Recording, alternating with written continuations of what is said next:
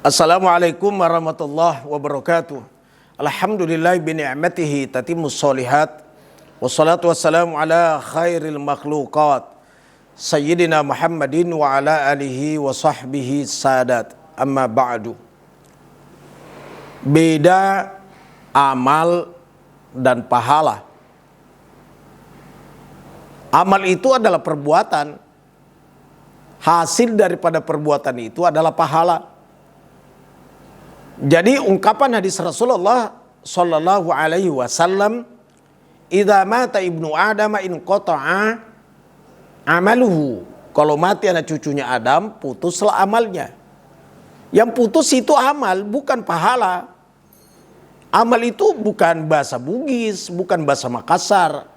Amalun itu bahasa Arab, artinya perbuatan. Maka dapatlah dimaknai bahwa apabila mati anak cucu Adam, putus perbuatannya. Tidak berbuat salat, tidak berbuat puasa, tidak berbuat umroh haji, semua putus.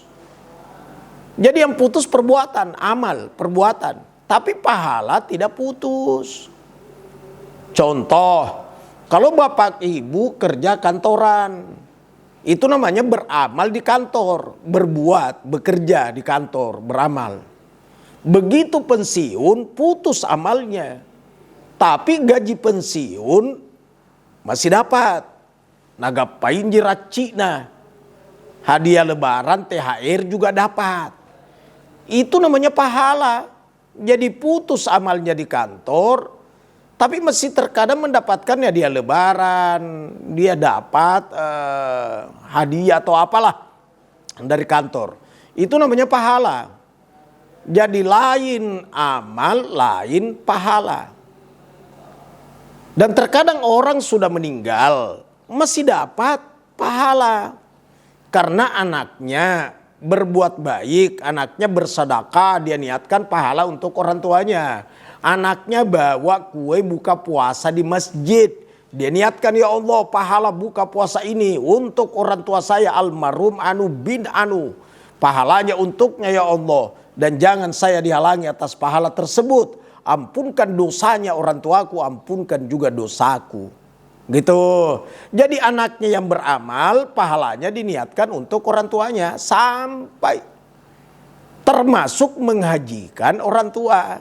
Amal sudah putus, perbuatan putus. Jadi tidak mungkin almarhumah yang berbuat haji. Tapi dihajikan. Apa yang sampai? Pahala kan? Makanya hajikan orang yang telah meninggal. Menghajikan dan mengumrahkan sama. Termasuk berkurban buat orang yang telah meninggal. Amalnya berputus untuk berkurban. Tapi anaknya daftar orang tuanya sebagai penyembelih hewan kurban. Pahalanya diniatkan untuk orang tuanya. Itu boleh. Jadi yang putus itu adalah amal, perbuatan, pahala tidak putus. Nah, kemudian terkadang orang meraih pahala, nilainya banyak, besar, padahal dia tidak berbuat. Contohnya, berkata Rasulullah SAW kepada istrinya Aisyah, ini contoh. Ya Aisyah, la tanami hatta tahtamil Quran. Aisyah, kau jangan tidur sebelum khatam Quran. Sebelum tamat Quran jangan tidur. Qalat Aisyah tuh, berkata Aisyah radhiyallahu anha, ya Rasulullah, fidaka bi wa ummi lau kadir hadza sa'a. Bapak dan ibuku jadi tebusan, saya tidak sanggup khatam Quran lalu tidur. Fatabassama Rasulullah sallallahu alaihi wasallam, maka Rasulullah tersenyum mendengarkan tutur bahasa istrinya Aisyah. Karena kata Aisyah, saya tidak sanggup khatam Quran lalu tidur. Karena yang ada di benaknya Sayyidah Aisyah, khatam Quran itu dibaca secara keseluruhan 30 juz, 114 surah itu.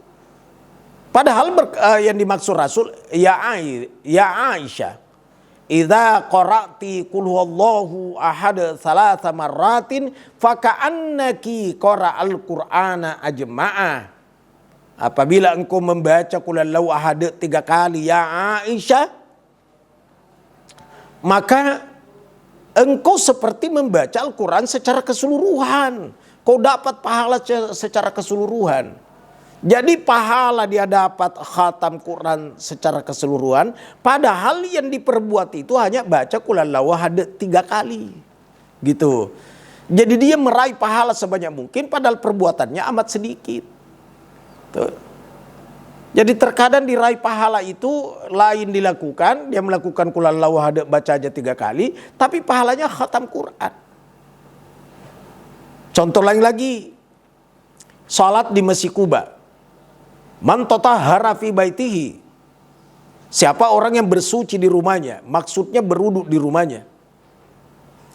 Tsumma ata Masjid Al-Quba. Lalu mendatangi Masjid Quba.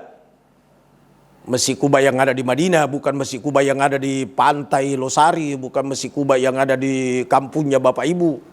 Masjid Quba yang ada di Madinah. Jadi sudah berwudu di rumah. Lalu mendatangi Masjid Quba yang ada di Madinah. Fasalla fihi. Lalu sholat di dalamnya.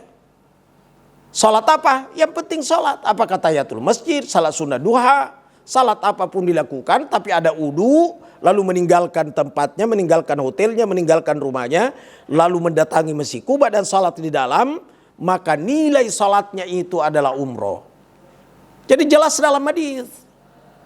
Man tatahhara fi baitihi tsumma ata Masjidal Quba fa shalla fihi ka ajri umroh. Siapa orang yang bersuci, siapa orang yang berwudu di rumahnya, di hotelnya, di penginapannya, di tempatnya, lalu mendatangi Masjid Quba di Madinah, lalu sholat di dalam, maka pahalanya seperti keajri umroh, seperti umroh. Jadi terkadang saya kalau ada jamaah ikut di Amhatur, saya bawa, saya sampaikan.